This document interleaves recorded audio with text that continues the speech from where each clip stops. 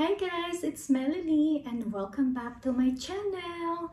Ayan, so for today's video guys, meron tayong update and unboxing. Ayan, so doon sa mga nanonood ng last video ko, naka 274 views ako and thank you sa mga nanonood. At sana guys, nag-iwan naman kayo ng comments. Para sa mga questions nyo, pwede ko rin naman yan sagutin kung may mga questions kayo. Ayan guys, so may update ako and unboxing. Ayan, so may i-unbox na naman tayo guys habang may update tayo. Okay. So bago ko siya i-unboxing guys, umpisahan ko muna yung update natin. Okay. Si Jenny B guys, may inaway siya na pinangunahan daw siya. Ayan, ayoko na lang magbanggit ng pangalan guys, pero nakarating lang naman sa akin. Ayan, so may inaway siya. Yung inaway niya is yung tinatakbuhan niya pag nag-aaway sila ng kabit niya. Okay? And inaway niya na pinapangunahan daw siya, blah blah blah. Okay? And ayun. Tapos after nun, nag-post naman yung kapatid niyang si Rosita. Ayan. Nag-upload si Rosita. Ang sabi ni Rosita,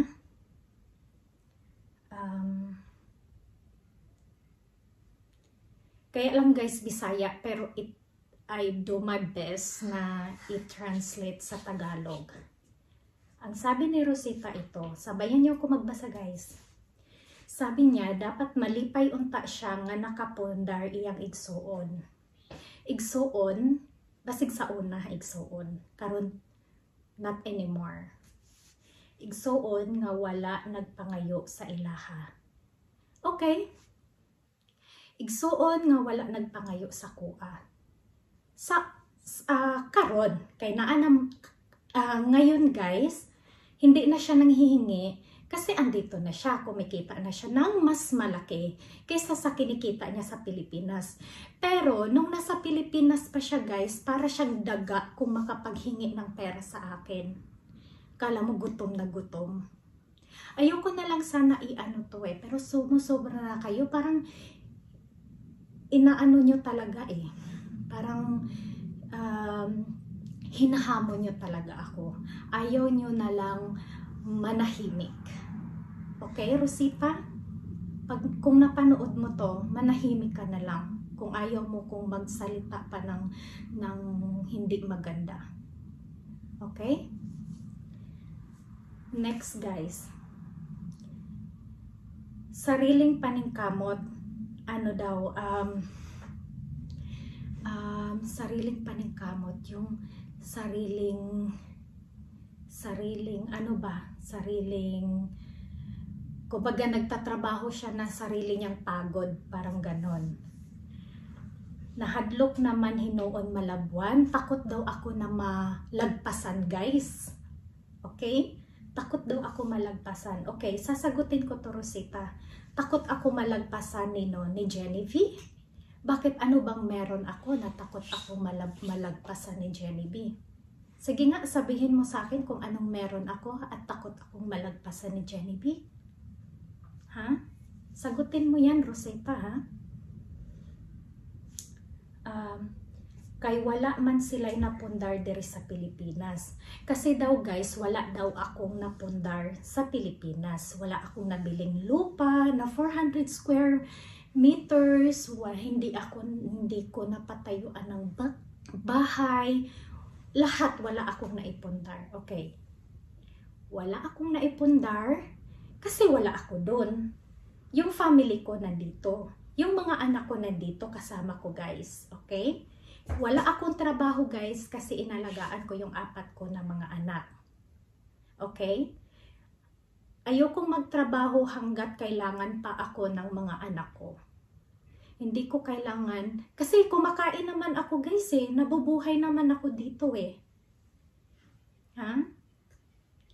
Bakit kailangan ko pa magtrabaho? papaalagaan ko yung mga anak ko sa ibang tao. Hindi ako na ganong tao. Hindi ako ganong ina na ipapaalaga ko yung mga anak ko sa ibang tao. Kaya namin guys kung magpasahod kami ng mag-aalaga sa mga anak ko. Pero ayoko. Ako ang ayaw. Si Paul gusto ni Paul pero ako ang ayaw. Kasi anong gagawin ko? Magtatrabaho ako, ganon. Tapos ipapaalaga ko yung mga anak ko sa ibang tao. No way. No way. Okay? Okay, kasunod. Sabi niya, uli gihapon mo sa lugar na inyong natawhando. Sabi niya, uuwi pa din daw ako kung saan ako pinanganak. Okay. Siguro uuwi pero papasya lang. Pero hindi natitira dyan kasi andito yung mga anak ko. Hindi ko naman pwedeng iuwi dyan yung mga anak ko para dyan palakihin, patirahin. Walang future dyan mga anak ko. Walang future dyan. Nandito yung future nila, wala dyan sa Pilipinas. Sabi ko nga kay Paul, pag namatay ako, wag akong ipadala sa Pilipinas kasi andito yung mga anak ko eh. Mas importante sa akin mga anak ko. Tayo magkalimutan na tayo kung ganyan mga ugali nyo ha. Wala akong pakialam. Wala akong pakialam kung wala na akong magulang, wala na akong mga kapatid. Oh my God, mas pipiliin ko pa kaysa bibigyan nyo ko ng stress. Ha, Rosita? Ikaw matanda ka na eh, pero yung utak mo lumiliit. Okay, next. Sabi niya, ayaw mo pangante nga dili na mo uli. Ha ha. Wag daw akong pakapante na hindi na daw ako uuwi doon. So anong reason na uuwi ako doon? Sige nga, bigyan mo nga ako ng rason, Rosita, kung bakit pa ako uuwi dyan. Ha? Kung pwede ko lang kunin si Papa tsaka si Mama dyan, ginawa ko na eh. Ha? Kaya lang hindi pwede.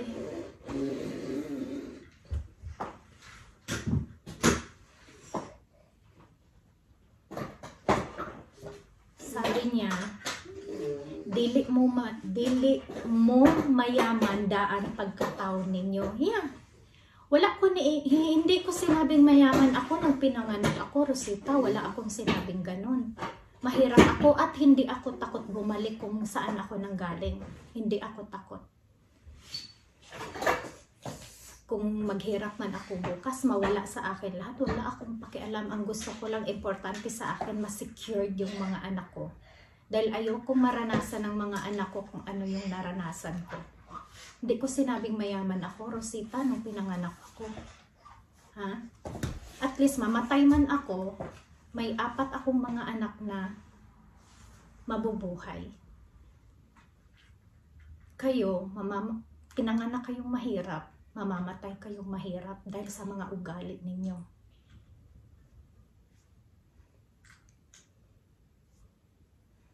Okay. Kung wala may gisandigan. Kung wala daw akong nasandalan, guys. Anong ibig sabihin mo nito, Rosita? Kung wala akong nasandalan, ako may sinandalan o si Jenny B may sinandalan? Yung Jenny B na yan, manggagamit yan eh. Pag hindi ka na kailangan, basura ka na sa kanya. Grabe, si Jenny B dati, guys. Kung makaano yan sa akin, napupunta dito, para yung para yung tuta. Kung makatahol sa akin, makapunta lang dito. Tapos ngayon, anong ginawa ni Jenny B? Diba? Ang gusto niya, guys, ako pa lumuhod sa kanya. Wala naman, Mother, gusto niya ako pa lumuhod sa kanya. Wala naman akong ginagawa sa kanya. Okay, next. Nga pod mo karon parehas na mo. Yeah. Rosita, hindi mo ba iniisip kung hindi ko nakilala si Paul, wala ako dito ngayon? Bakit sa tingin mo kung wala ako dito ngayon, andito din ba si Genevieve? Ha? Ano sa tingin mo? Kung hindi ko nakilala si Paul, gumagapang pa rin tayo ngayon sa putik. Pero hindi ko naman kailangan, hindi naman porket nakilala ko si Paul, lahat tayo nakatayo na. Hindi ko naman pwedeng ibigay kay Paul lahat ng obligasyon. Magkilos-kilos din kayo. Ilang beses ko na kayo pinagbigyan, di ba? Sa Manila pa lang dati, pinagtindahan kita. Anong ginawa mo? Nawala lang ng parang bula. May narinig ka ba sa akin, Rosita? Wala, di ba? Hindi mo alam kung magkano ginastos ko doon.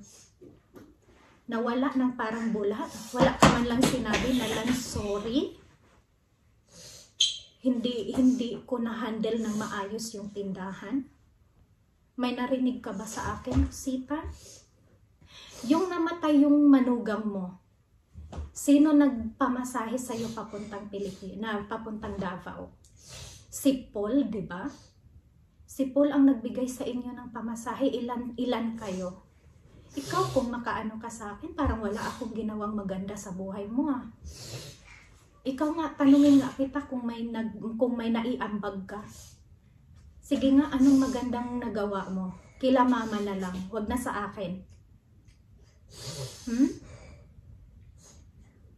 Sabihin mo ngayon sa akin kung ano yung naiambag mo at naitulong mo kila mama. Wala, di ba? Kasi nag-asawa ka ng maaga. Naalala ko pa dati, guys. Pag nagkasahod yung asawa niya, kahit anino nila, hindi namin nakikita. Saan sila dumadaan? Sa likod ng bahay. Lagi kayong may inuman sa bahay niyo. Bata pa ako nun, guys. Siguro mga 10 years old, mga ganun. Uy, anak! Oh, Diyos ko to, anak ko. Okay, next. Busa, ayaw palabig pataas. Wag daw ako masyadong mapagmataas, guys, o masyadong mataas. Sabi niya. Ano bang ibig sabihin mo nito, Rosita? Ha? Tapos sabi niya, sa bagay, dili naman mo mahadlok og gaba. Hindi na raw ako takot sa gaba, guys. Paano mo nasasabing hindi ako takot sa karma, Rosita? Sabi niya, guys, hindi na daw ako takot sa karma. Ako kung anong darating sa buhay ko, tinatanggap ko. Hindi ko kino-question si Lord, Lord, bakit ako? Bakit hindi na lang sa ibang tao? Bakit ako pa? Hindi ko nagginaganyan. Pag nagpe-pray ako, sinasabi ko na lang na, Lord, alam ko na binigay mo to sa akin dahil alam mo kaya kong lagpasan to. Lahat ng pagsubok, guys, na binigay ni Lord, kinakaya ko.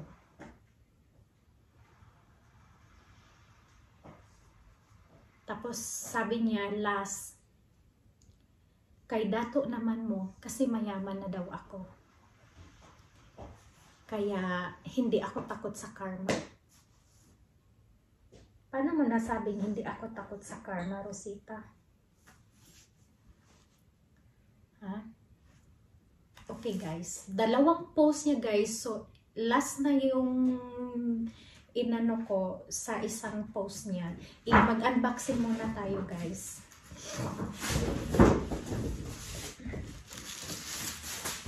Yan, sabay natin buksan. Ano ba to? Diba, sabi ko sa inyo, huwag niyo kong binibigyan ng stress. Kasi napapa-unboxing ako sa inyo. So, ito, guys. Ayan. So, pag open ng box, ito siya. Yan yung itsura niya. Ito, guys. Extra shoelace siya. Ayan. So, alam niyo na kung ano yung binili ko. Shoes. Boots. Ayan. So, meron tayong dalawang bag. Dash bag. Ayan. Dalawa.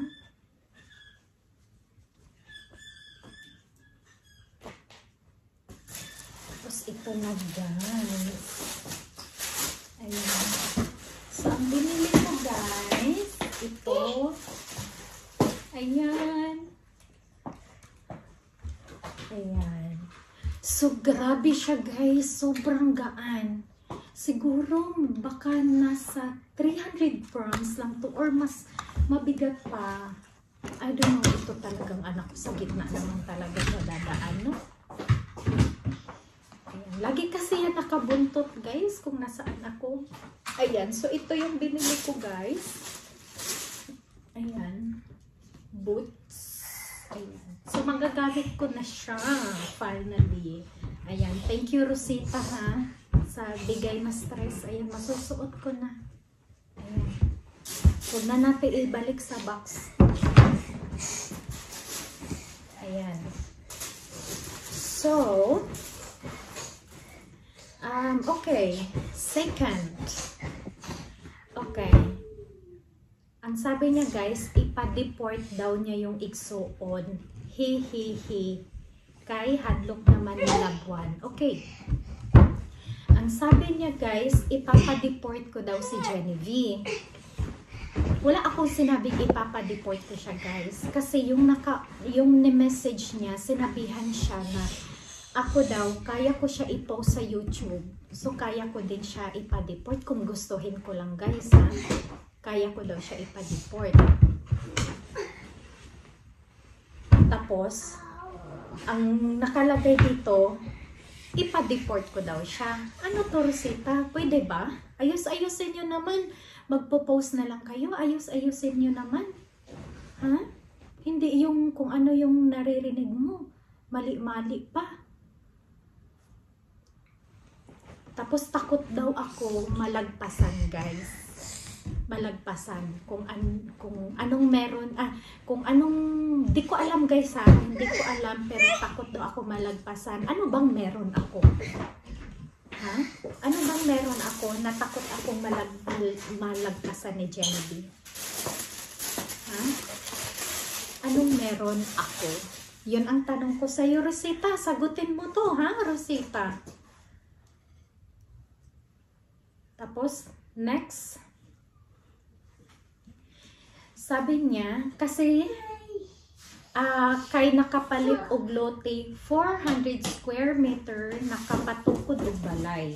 Kasi daw nakabili daw ng lote 400 square meter tapos pinatayuan ng bahay. Ayan. Okay. So, kung si Genevieve nakabili lang ng 400 square meters at ganyan na yung attitude niya, what if pa kung bibigyan pa siya ng maraming blessings ni God, no? Baka more, ano pa, hindi ko na masabi. 400 square meter lang yan, guys, pero yung attitude niya parang pang high level na, no? Tapos, pinangalan daw kay mama. Of course, kailangan niyang ipangalan kung sinong nandyan sa Pilipinas kasi andito siya sa Netherlands, naka TNT, wala siyang address. Kung saan man siya nandoon, saan ipapadala yung papeles. Kung sa kanya niyo ipapangalan. Tsaka kailangan nandyan siya, diba? Rosita. Gamitin yung utak niyo, ha? Wag yung ano.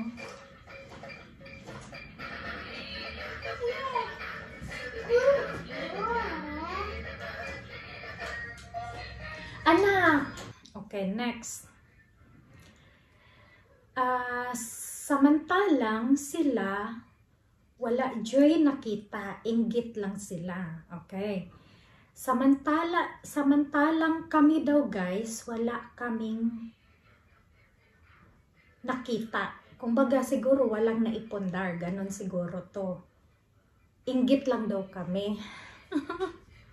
Patawa ka talaga, Rosita. Ako maiinggit? Baka si Jenny B inggit na inggit sa akin. Kung anong meron ako, gusto rin siya meron.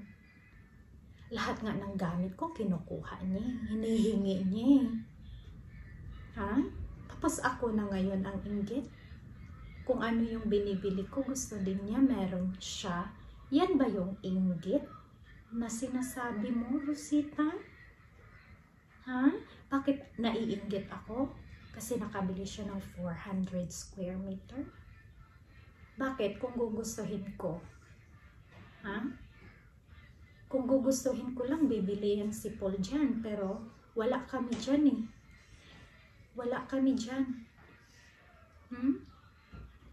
Tsaka alam nyo guys, wala na akong papel sa Pilipinas eh. Kasi nakuha ko na yung citizenship dito. Hindi na nga ako makaka-open ng bank account dyan eh, Rosita.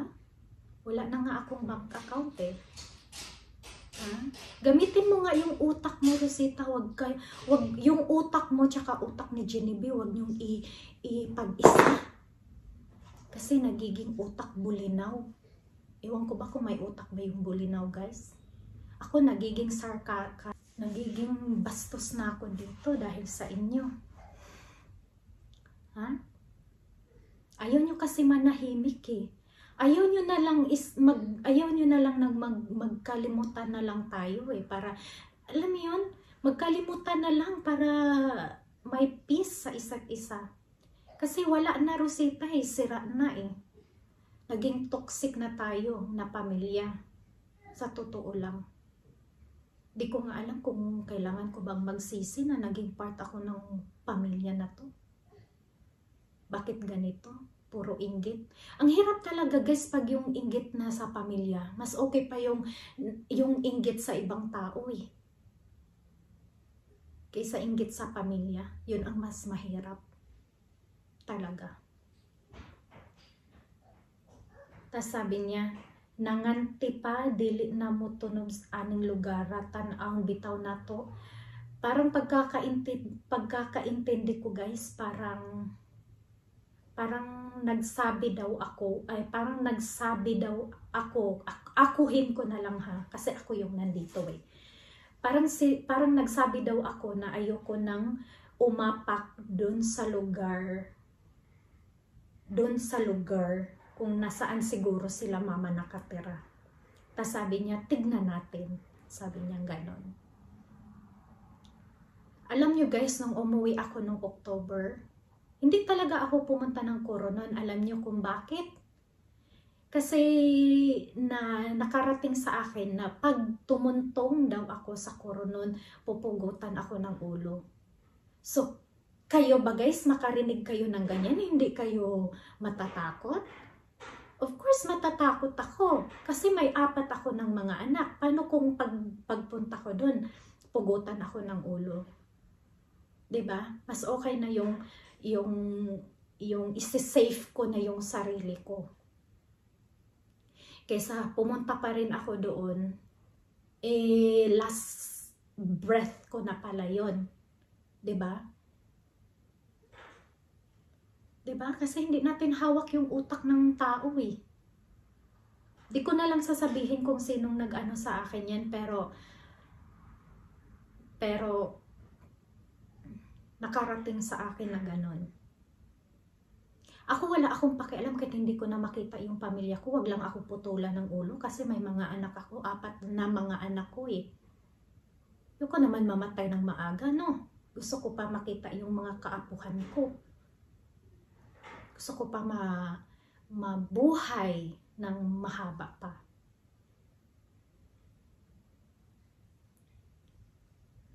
Okay.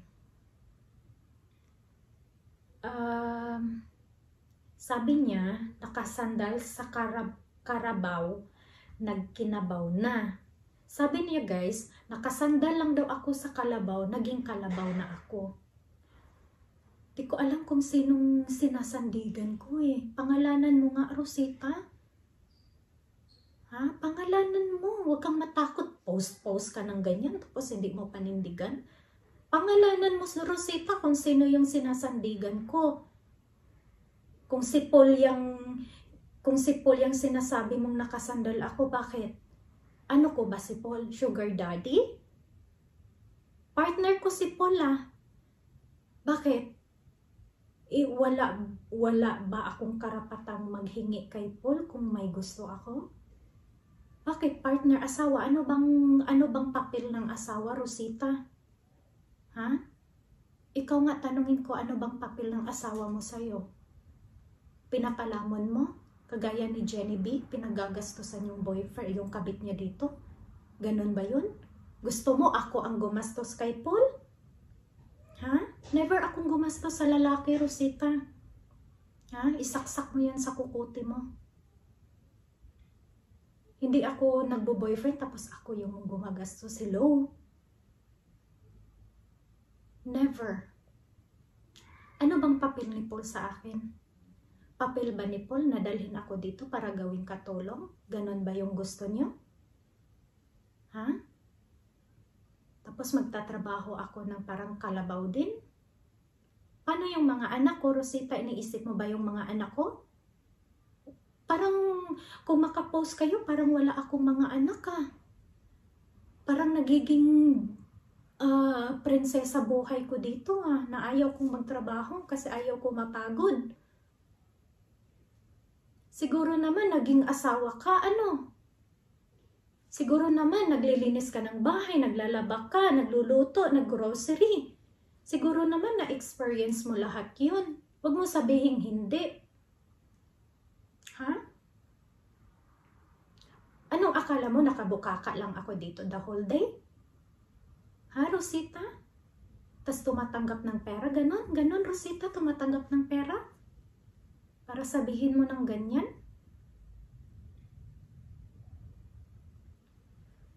Ayusin mo yung post mo, ha? Kung hindi ko nakilala si Paul, nandito ba yung Jenny B na yan? Yung babae na yan, ha? Pag hindi ako makatiis sa babae na yan, talaga lang. Itong sinasabi mong ipa-deport ko yung si Jenny B? Antayin mo lang. Antayin mo. Ha? Antayin mo. Huwag kang nagmamadali. Nagmamadali ka, bakit? Katapusan na ba ng mundo? Ha? Tapos sabi niya, kinaiya Jude, no? Sabi niya, ugali talaga, ano? Di makasabot, hindi maintindihan. Ay, hindi makaintindi. Lisod ning makwartahan na. Mahirap daw pag mapera na, guys. Yun na yung last niya. Okay. So ngayon, Rosita, nung last video ko ba na in-upload, dinamay kita dun? Hindi, diba? Bakit ikaw nagpo-post ngayon? Bakit hindi si Genevieve? Ha? Magkano ba binabayad sa'yo ni Genevieve para mag-post? Sabi mo wala kang kinakampihan, pero ano yung post mo? Ginagawa mo kong bobo? Bobo na nga ako, ginagawa mo pang mas bobo. Ha, Rosita? Ikaw matanda ka na eh. Ako pagod na ako makikipag-away, pagod na ako sa stress, pero ewan ko ba? Diba 49 ka na? Bakit ganyan pa rin ugali mo? Di ka ba napapagod, Rosita? Ha? Ako wala na akong time sa mga ganito dapat eh. Kaya lang ayaw niyong manahimik eh. Anong gusto niyo para ipakita sa mga tao na ganito tayo, ganitong pamilya natin, kagulo? Ha? Ba't ayaw niyo na lang manahimik? Ano bang ginagawa ko sa'yo? Hindi lang kita napagbigyan, ganyan ka na. Ha? Ang dami niyang request sa akin, guys. Pero hindi ko, no ako ng no. Kaya siguro galit na galit sa akin. Ha? Manahimik ka, Rosita. Kung wala kang kinakapihan, manahimik ka na lang. Huwag mo na ilabas sa bibig mo. Huwag mo na ipagpo-post pa. Magchismisa na lang kayo hanggang madurog yung bunganga nyo kakachismis sa akin. Wala akong pakialam sa inyo. Huwag lang kayo mandamay ng ibang tao. Ikaw din, Genevieve. Huwag kang mandamay ng ibang tao. Ako lang naman kalaban mo eh.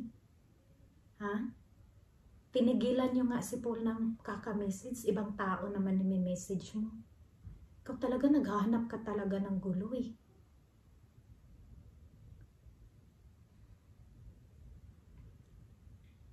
Hindi ko alam kung anong pinaglalaban natin dito. Wala naman. Wala akong pakialam kung anong masasabi ng ibang tao sa akin. Ang akin lang, manahimik na kayo. Dahil nanahimik na kami dito.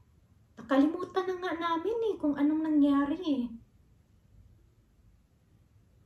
Tapos may ganyan na naman. May post-post ka pa, Rosita. Ha?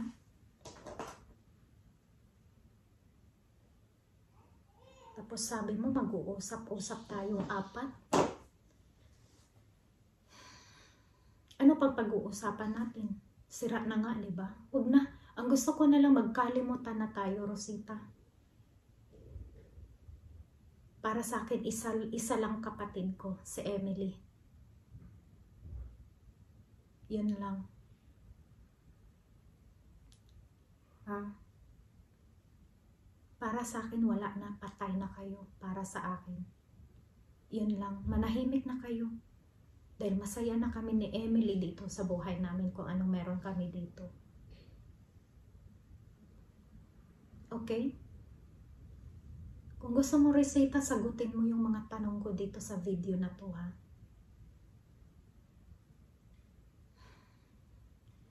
Okay, guys. So, puputulin ko na tong video na to, guys, kasi ang haba na. And, yeah, it's really sad, guys, na family nagkakagulo dahil lang sa pera, guys. Dahil lang kay Genevieve na naka-abroad. Nakala mo kung sino na. She's a user, guys. Sa totoo lang. Kung sino yung hindi na niya kailangan, basura na sa kanya yun. Kaya kayo dyan, kung sinong nakakakilala kay Genevieve, mag-ingat-ingat kayo, ha? Kayong paluko dyan sa babae na yan. Manggagamit yan, guys. Ngayon, naghahanap yata siya, guys, ng mahihiraman na address eh. Good luck sa'yo, Genevieve. Ha? Good luck sa'yo. So, ayun, guys. And, yeah. Thank you so much for watching. And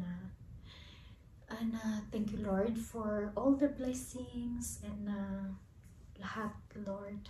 And, yeah. Yun lang. Lagi naman ako nagti-thank you. And see you guys on my future videos. Bye.